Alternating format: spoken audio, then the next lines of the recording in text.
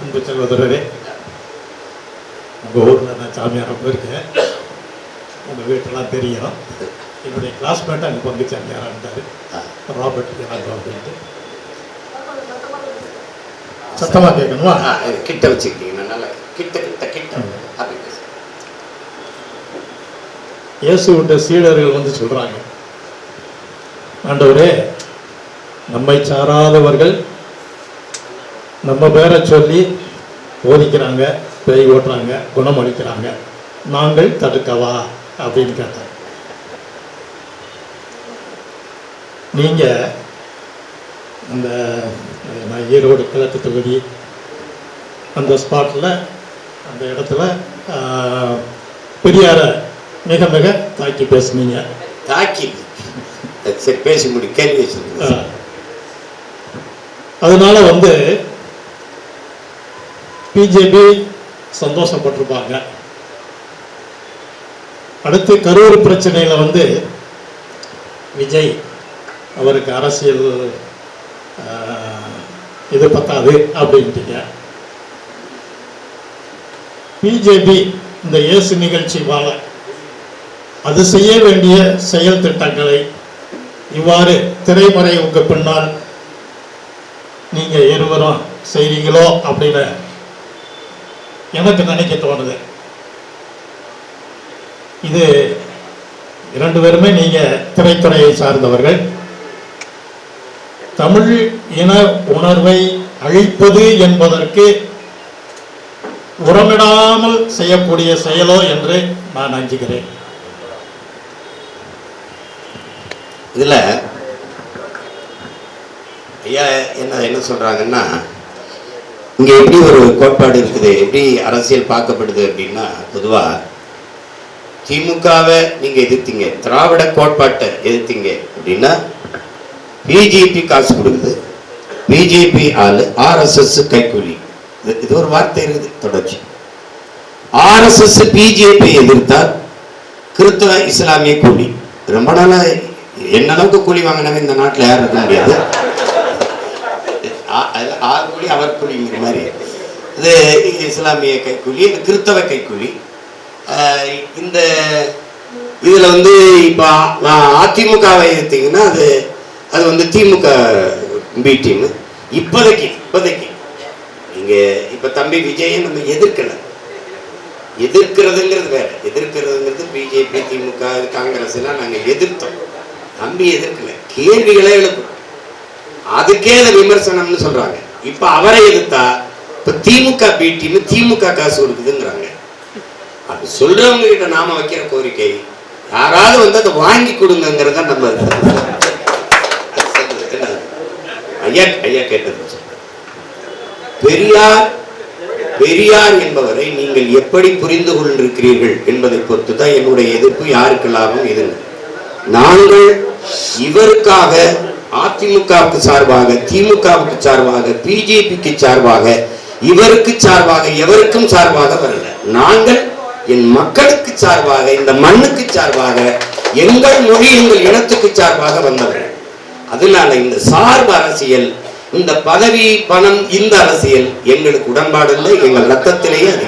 எங்களுடைய தலைவன் அமெரிக்க வல்லாதிக்கம் வந்து, நீங்கள் எங்களுக்கு அனுசரணையாக இருங்கள், நாடடைந்து தருகிறோம், அதிபராக இருந்த ஆளுங்கள், 36 லட்சம் கோடியை உங்களுக்கு கொடுக்கிறோம், நீங்கள் அதை வைத்துக்கொண்டு நாட்டை நிர்வாகம் செய்யுங்கள் என்று சொன்ன போது நான் அதற்கு என்ன செய்ய வேண்டும் என்றால், திரிபுவனமலை அந்த தளத்தை நீங்கள் எனக்கு 25 ஏக்கரை 30 ஆண்டுகளுக்கு லீஸுக்கு கொடுங்கள், அது ஒப்பந்தமா கொடுங்கள். அவர்கள் போய்விட்டார்கள். இதே தேவையை, இதே டிமாண்ட், இதே ஆஃபர் அதை கொண்டாந்து சீனா வைக்குது. அப்ப சீனா வைக்கும் போது அதுக்கு நான் என்ன செய்யணும்? இதே தளபதிகளுடைய கூட்டு பேசும்போது சிலர் சீனா தயவிலே பெற்றுக்கொள்ளலாம், அருகிலே இருக்கிறது. சிலர் சீனா அருகில் இருக்க அடிக்கடி மூக்க நீட்டும், அமெரிக்க தயவிலே பெற்றுக்கொள்ளலாம் என்று. இதில் எந்த முடிவை எடுத்தாலும் இந்தியாவிற்கு எதிராக போய்விடும், அதை நாம் செய்யக்கூடாது என்று சொன்னது நமது தலைவர். இந்த தேவையை நிராகரித்ததை ராஜபக்சே நிராகரிக்காமல் ஏற்றுக்கொண்டார். இந்த நாடுகள் அவர் பக்கம் நின்று நம்மை வீழ்த்தி. இதுல எந்த முடிவை எடுத்திருந்தாலும் அது மாதிரி இப்ப நான் நினைத்திருந்தால் எப்பவோ இந்த நாட்டில் எவரோடு கூட்டணி வைத்து 10 MLA 5 MP இவ்வளவு சொத்து கோடி இதெல்லாம் வாங்கிக்கலாம். அதனால நீங்க பெரியார் என்பவரை எப்படி புரிஞ்சுக்கிறீங்க? பெரியாரை எதிர்த்தாலே அது பிஜேபிக்கு ஆதரவு. அது ஏன் தமிழருக்கு ஆதரவா வரும் நீங்க நினைக்கிறீங்க? பெரியாரின் கோட்பாடு, பெரியார் எந்த இடத்துல எடுத்த உடனேயே தமிழ் மொழி குறித்து தமிழ் தேசிய மக்கள் என்ன புரிதலில் இருக்கிறீர்கள்? நமது முன்னவர்கள், நம்முடைய தாத்தா தேவநேய பாவாணர் ஆய்வை கூட விடுங்கள், அவர் நம்மவர், நம் தாத்தா. நம்மவர்கள் சொல்கிறது 50,000 ஆண்டுகளுக்கு மூத்தது உலகின் முதல் மொழி. இதெல்லாம் நம்மவர்கள் சொல்வதில் உங்களுக்கு ஏற்பு இருக்கலாம், எதிர்ப்பு இருக்கலாம். ஆனால் அமெரிக்காவின் மொழியியல் ஆய்வறிஞர் இன்னும் இருக்கிறார், அலெக்ஸ் மொழியர். முதலாக மனிதன் பேசிய மொழி தமிழ் என்று பேசுவதை நீங்கள் ஏற்கிறீர்களா, எதிர்க்கிறீர்களா? ஜப்பானிய மொழியியல் ஆய்வறிஞர் சுசுமுகோனோ 2000 ஆண்டுகளுக்கு முன்பு தமிழர்கள் எங்கள் நாட்டிற்கு வேளாண்மை எப்படி செய்வது என்று கற்றுக் கொடுக்க வந்தார்கள். அவர்களுடைய மொழியில் இருந்த உயிர் சொற்கள், கலை சொற்கள், வேர்ச்சொற்களை எடுத்து எங்கள் மொழியை செழுமைப்படுத்திக் கொண்டோம் என்று சொல்வதை நீங்கள் ஏற்கிறீர்களா, எதிர்க்கிறீர்களா? உலக மொழிகளின் தாய் தமிழ் என்று சொல்வதை, உலக அறிஞர்கள் சொல்வதை, உலகத்தில் சீரசை சந்தம் யாப்பு தொடை இப்படி நன்கு கட்டமைக்கப்பட்ட உலக மொழி தமிழ் என்று சொல்வதை நீங்கள் ஏற்கிறீர்களா, எதிர்க்கிறீர்களா? உலகத்திலேயே தங்கள் தாய்மொழியிலே ஆகச் சிறந்த இலக்கியங்களை படிக்கக்கூடிய வாய்ப்பை கிரேக்கர்கள், சீனர்களை தாண்டி இந்தியாவில் தமிழர்கள் பெற்றிருக்கிறார்கள் என்று கேரளத்தில் கவிஞர் ஆற்றூர் ரவிவர்மா அவர்கள் சொல்வதை நீங்கள் ஏற்கிறீர்களா, எதிர்க்கிறீர்களா?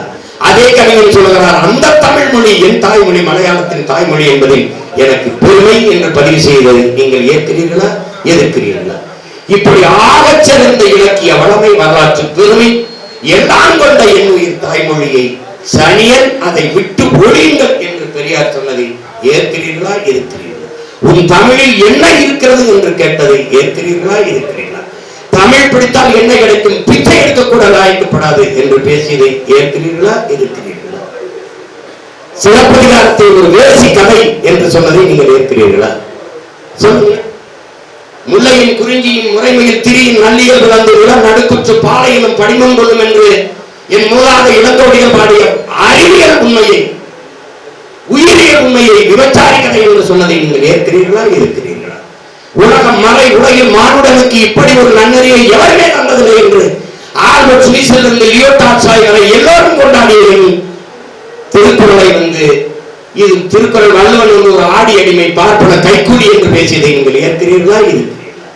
5000 ஆண்டுகளுக்கு முன்பு தொன்மை இலக்கண தொல்காப்பியம் தந்தவனை அவன் ஒரு ஆரிய அடிமை பார்ப்பன கைக்கூலி என்று பேசியதை ஏற்கிறீர்களா, ஏற்கிறீர்களா? தமிழரையும் இழிவுபடுத்தி பேசியதை ஏற்கிறீர்களா, எதிர்க்கிறீர்களா? தமிழர் என்று பேசுவது இங்கே இன எழுச்சிக்கு எதிரானது என்று பேசிய போது எந்த இனத்தின் எழுச்சிக்கு என்ற கேள்வி உங்களுக்கு வருகிறதா, இல்லை? ஒரு சமூக தொண்டாற்ற வருகிறவர்களுக்கு மொழி அபிமானம், தேசாபிமானம், இனாபிமானம் இருக்கக்கூடாது என்று சொன்ன அதே ஐயா ராமசாமி அவர்கள் இங்கிலீஷை எல்லோரும் படியுங்கள் என்று இங்கிலீஷ் மொழியின் அபிமானியாக மாறியது. தேசாபிமானம் கூடாது என்று சொன்னவர் திராவிட நாடு என்ற கோரிக்கையை முன்வைத்தது. இனாபிமானம் கூடாது என்று சொன்னவர் பணாபிமானம் கொண்டிருந்தது. ஏதாவது நான் எழுப்புகிற கேள்விக்கு யாரிடத்தில் பதில் இருக்கிறது? ஆரிய பார்ப்பவன் உடைய தாசி மகன் என்று எழுதியிருக்கின்றானே, வேசி மகன் என்று சொல்கிறானே, உன்னை என்று எந்த சாஸ்திரத்தில் எழுதியிருக்கிறது என்று சொல்ல முடியுமா? உன்னை சூத்திரன் என்று சொல்லிவிட்டான். நான் சொல்லிவிட்டான், என்னை மட்டும் சொன்னானா? உன்னை சொல்லிவிட்டான், உங்களை சொல்லிவிட்டான். தமிழர்கள் உங்களை தாசி மகன், உங்களை வேசி மகன், உங்களை இந்த மாதிரி எழுதி வைத்து விட்டான் என்று சொல்கிறாரே, அப்போ உங்களை எழுதவில்லையா என்று முன்னாடி இருந்தவர்கள் கேள்வி எழுதாயா? என்னை எழுதித்தான், அப்போ உங்களை எழுதல, அப்ப என்னையும் நீ மேலானவன். நீ இதே கருத்தை அம்பேத்கர் சொல்கிறார். அவன் வகுத்த வர்ணாசிரம கோட்பாட்டிலே அந்த பிராமணன், சத்திரியன், சூத்திரன், வைசியன், சூத்திரன், இதை தாண்டி இன்னும் ஒரு வர்ணம் இருக்கிறா, இழிவான வர்ணம், பஞ்சமரன்ட்டு. அதான் மிக கொடுமைன்னு அம்பேத்கர் சொல்கிறார். அது சொல்கிறார், இந்த சூத்திர வர்ணாசிரமம் எல்லா மொழிகளும் தேசிய வகத்தில் இருக்குது. மலையாளத்தில் இருக்குது, கன்னடத்தில் இருக்குது, மராட்டியத்தில் இருக்குது, குஜராத்தில் இருக்குது, எல்லாத்திலும் சூத்திரன் இருக்கிறார். ஆனால் எல்லாத்தையும் விட்டு தமிழன் என்னையை ஒன்னையை சூத்திரன் சொல்லிவிட்டான் என்றால் அப்ப மத்தவன் என் மொழியில், உன் மொழியில் என்ன இருக்கு, உன் மொழியில என்ன இருக்கு, உன் மொழியில என்ன இருக்குன்னா, அருகில இருக்கிற கன்னடர் அவர் மொழியில எல்லாம் இருக்கா? அருகில இருக்கிற தெலுங்கு அவர் மொழியில எல்லாம் இருக்கா? அருகில இருக்கிறார் மொழியில என்ன இருக்கா, அருகில இருக்கிற குஜராத்தி அவர் மொழியில என்ன இருக்கா, அருகில இருக்கிற மராட்டி அவர் மொழியில என்ன இருக்கா, அருகில இருக்கிற ஹிந்திக்காரர் அவர் மொழியில என்ன இருக்கா, எல்லா மொழியிலும் இருப்பது என் மொழியில் இல்லாத பொழுது போல உன் மொழியில் என்ன இருக்கிறது என்ற கேள்விக்கு என்ன பதில் சொல்வது, எப்படி சொல்வது? இது என்ன மாதிரியான ஒரு அணுகுமுறை? பார்ப்பனன் பார்ப்பனன் யார் யார் நமக்கு எதிரி? பார்ப்பனன், நம்மில் கீழான மக்கள். அந்த தம்பிதங்கள் அருமையுடன் மறந்தார்கள், கவனிக்கணும். பார்ப்பனன், நம்மில் கீழான மக்கள். யார் அது நம்மில் கீழான மக்கள்? அந்த நம்மில், எந்த நம்மில், யார் நம்மில்? நம்மில் கீழான மக்கள் யார்? கிறிஸ்தவர், இஸ்லாமியர். இந்த 4 கூட்டமும் கும்பலும் நமக்கு எதிரிகள் என்று பிறந்த நாள் செய்தியை பதிவு செய்திருக்கிறார் என்றால் பார்ப்பனன் சரி. நம்மில் கீழானவன் யார்? யார் உங்களுக்கு கீழானவன்? யார்? கிறிஸ்தவன், இஸ்லாமியன் நமக்கு எதிரி என்றால் நமக்கு யார்? அந்த நமக்கு இந்த கேள்வி எழுமா ஏறாதா?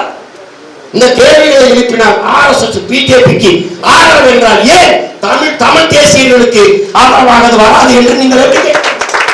நான் பேசுவது எவனுக்காக அல்ல, இவனுக்காகத்தான். என் முன்னாடி உட்கார்ந்து இருக்கிற தமிழ் மக்களுக்காக, தங்கச்சி மாநிலை பாதித்த தன்மானமிக்க தமிழ் பிள்ளைகளுக்காகத்தான் இவன் பேசுகிறான். இவனுக்கு முன்னவன் பிரபாகரன் பேசவில்லை.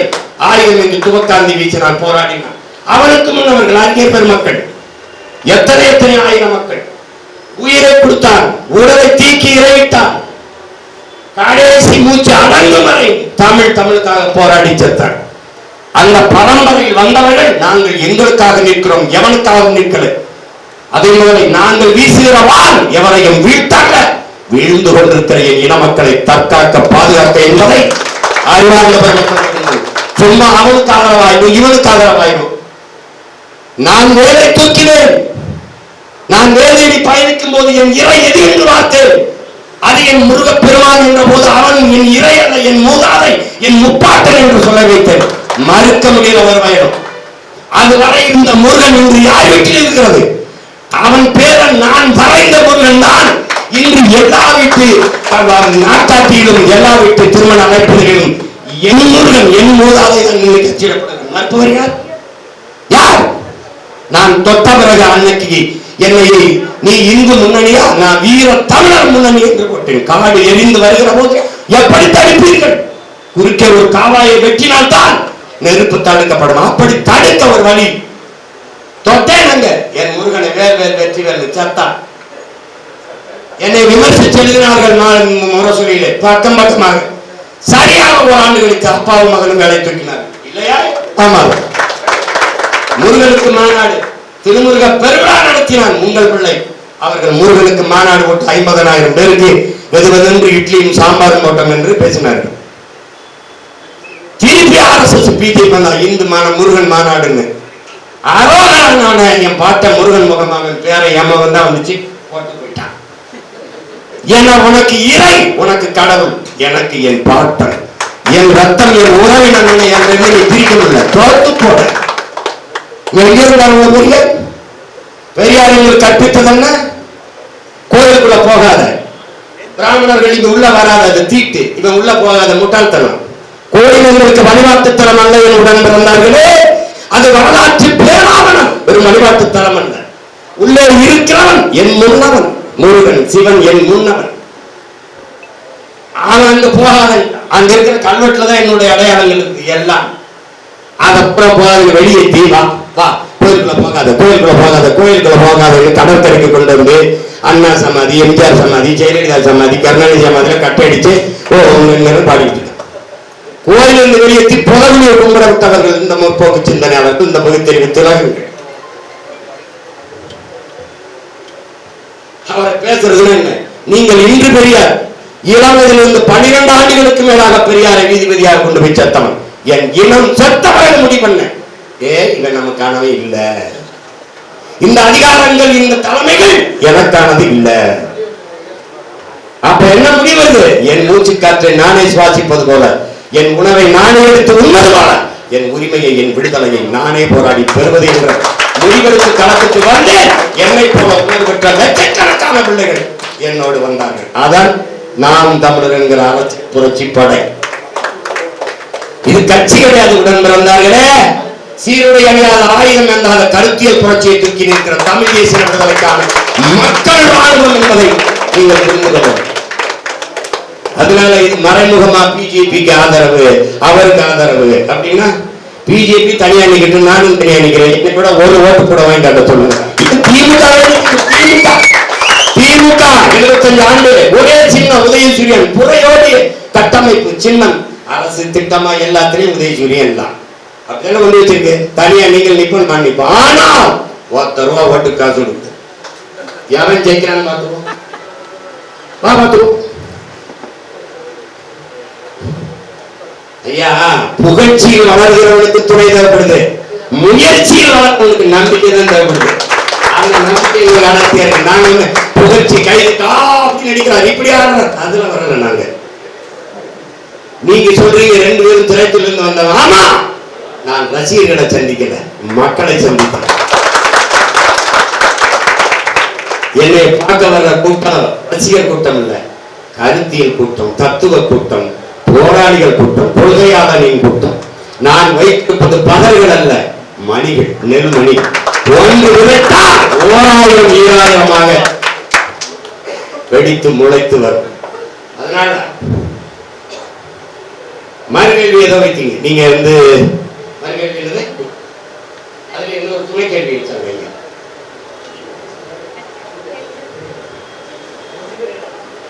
நீங்க எதுக்கு அஞ்சுறீங்க? நீங்க திமுக அஞ்சுறீங்களா? உங்க மகன் நான் சொல்றேன் பாருங்க, நான் இருக்கும் வரை இந்த நிலத்தில் இந்திய கட்சி Congress BJP, Congress BJP, BJP என்று எதிரி எதிரி என்கிறீர்களே, காங்கிரஸ் யார் உங்களுக்கு? காங்கிரசுக்கும் பிஜேபிக்கும் இன்னைக்கு சொல்றேன். நான் என் தம்பி தங்கை கிட்ட சொல்றேன், என் பேரன் மிக்க பெற்றோர்கிட்ட சொல்றேன். காங்கிரசுக்கும் பிஜேபிக்கும் ஒரு புள்ளியில் மாறுதல். கட்சியில் அவர்களுக்கு கொடியிலே வண்ணம் மாறும், கொள்கையில் எண்ணம் மாறும். இது பிராமண கட்சி, இது இந்து கட்சி என்றால் அருமை சகோதரன் ராகுல் காந்தி பூணூலை எடுத்து நான் கபில் பிராமணன் என்று காட்டிட்டு ஒரு தலைவன் இருக்கிறாங்க. நடுவர் அவர்களே இருக்கிறாங்க.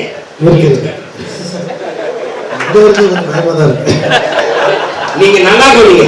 காங்கிரசுக்கும் பாரதிய ஜனதாவுக்கும் வேறுபாடு நான் சொல்றேன் பாருங்க. இப்ப நான் முன்னாடி நின்று முழக்கமிடுறேன், பெரிய கூட்டம் இருக்கு. இது பிஜேபி, இது காங்கிரஸ்.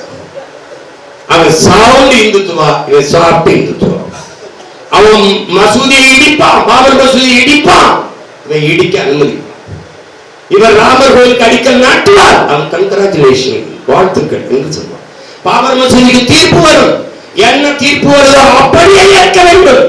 பிஜேபி, ஆர்எஸ்எஸ், காங்கிரஸ், நாட்டில் எல்லா திராவிட தலைவர்களும் ரத்த ஆறு ஓடும், கலவரம் வெடிக்கும் என்றார்கள்.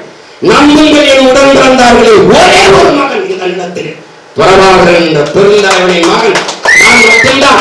ரத்த ஆறு கூட ஓடட்டும், செத்து கூட விழுகிறோம், எங்களுக்கு தீர்ப்பு வேண்டாம், நீதியை சொல் என்று கேட்டவன் ஒரே மகன் உங்கள் மகன் தான்.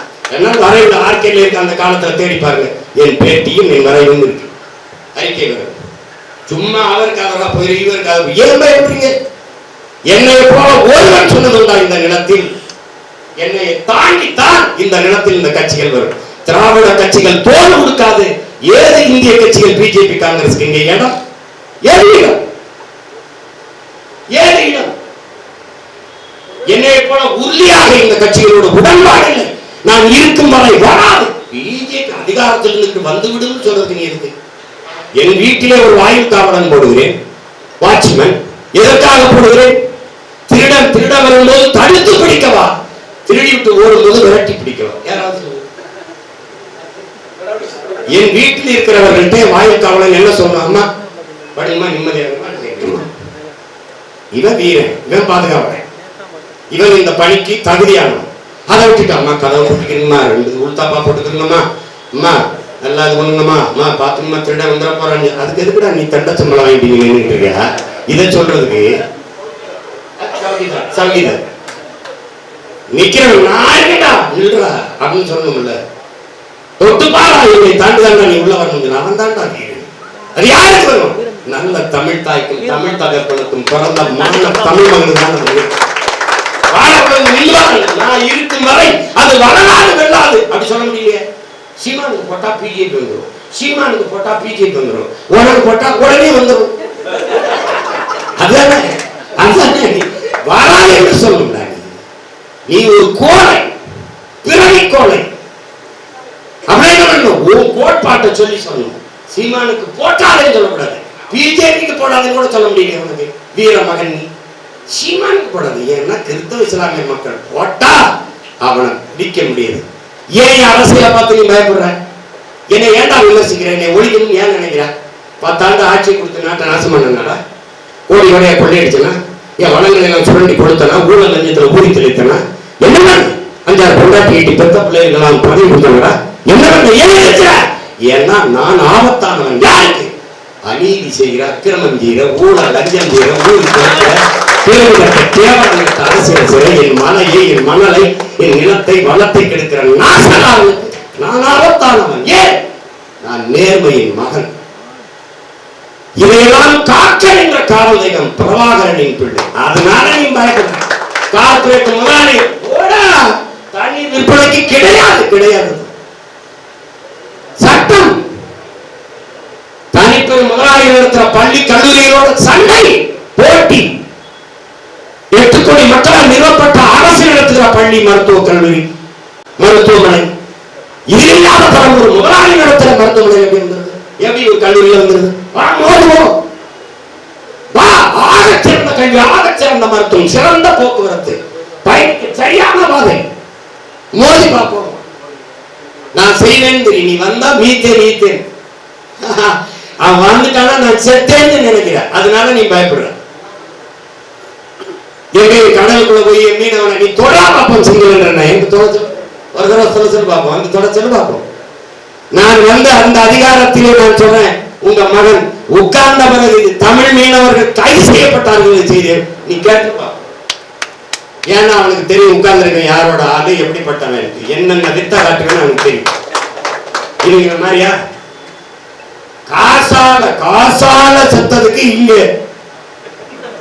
ஏன் முதல்ல காசால குண்டு வீசும்போது கண்ணு முடிச்சுட்டான். தப்பு 68 பேரை கொண்டுட்டான். காசாங்கிற ஒரு நகரம் இருந்த தடம் தெரியாம அடிச்சிருக்கான். அதுவரை உறங்கி கிடந்து விட்டு இப்போது ஏன்னா தேர்தல் 2 மாசத்துல வரப்போகுது. இஸ்லாமிய ஓட்ட பறிக்கணும். இதே ஆபரேஷன் சிந்தூர்னு பாகிஸ்தான் மேல தாக்கிய தீவிரவாதிகளை பத்திரமாக தப்பிக்க விட்டு அப்பாவி மக்கள் மீது போர் கொடுத்து அந்த மக்களை கொன்றுவித்த இந்த போரை ஆபரேஷன் சிந்தூரை ஆதரித்து பேரணி நடத்தின பெருமகன் இந்திய நிலத்திலே முதல் ஆள் ஐயா ஸ்டாலின். அதுக்கப்புறம் தான் பிஜேபி டெல்லியில கூட பேரணி. ஆமாவா இல்லையா? ஆனா நான் தான் பிஜேபியின் வீட்டு. ஏன்? அவர் தான் வெயிட்டி, ஏன் அவர் தான். அதனால நீங்க முதல்ல அச்சத்தை கைவிடுங்க. ஆண்டவரை ஜெபிக்கிற நீங்க அச்சத்தோடு இருந்தா அப்படி அஞ்சாவது இருக்குன்னு சொல்லுறாரு இல்லையா? இப்படிப்பட்ட வீர மகனை முன்னாடி நிறுத்திட்டு நீ அச்சமா இருக்கணும். எப்படி அச்சம்? அச்சம் என்பது கோழைகளின் சொல். வீர மாவீரன் சுபாஷ் சந்திர போஸ் சொல்றார், எனக்கு தெரிந்த 3 எழுத்து வீரம், எங்கள் பரம்பரைக்கே தெரியாத 3 எழுத்து பயம். எதுக்கு பயம்? பயப்பட வேண்டியது நான் சொல்ல, நான் இருக்கிற வரை வராது. நிம்மதியா இருக்க. என்ன நீங்க செய்யணும்? எனக்காக செய்யுங்க. வேற ஏதாவது சந்தேகம் இருக்கா? சொல்லுங்க, செய்ய. இன்னும் பயமா இருக்கா? போயிடுச்சா? நீங்க ஜெபிச்சிருங்க. பயம் போடுங்க.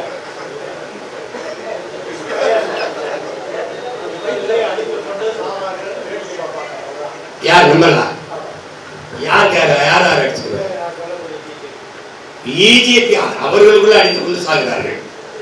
நீங்க பார்த்து கொண்டிருங்க. தமிழ் இனம் இனிமே எடுத்துக்கொண்டு சாகுதா? அது செத்துக்கிட்டு இருக்கு. அதை பாதுகாக்கத்தான் நாங்க கத்திக்கிட்டு இருக்கோம். யாரு வராமல் நாங்க தடுப்போம். செய்தியா சொல்லாதீங்க. வருவார்கள், கலவரம் பண்ணுவார்கள், என்ன செய்யலாம்னு ஆக்கப்பூர்வமா சொல்லுங்க. இப்படி சொல்லுங்கன்னு சொல்லுங்க. நாங்க செய்யறது சரியா இருக்க 26 தேர்தல் 4 மாசம் தான். காத்துருங்க. ஏன் பயப்படுறீங்க? தைரியமா இருங்க, நம்பிக்கையோடு இருங்க. தம்பி சொல்லுங்க ஐயா. அஞ்சாதே நானே உன் கடவுள். நான்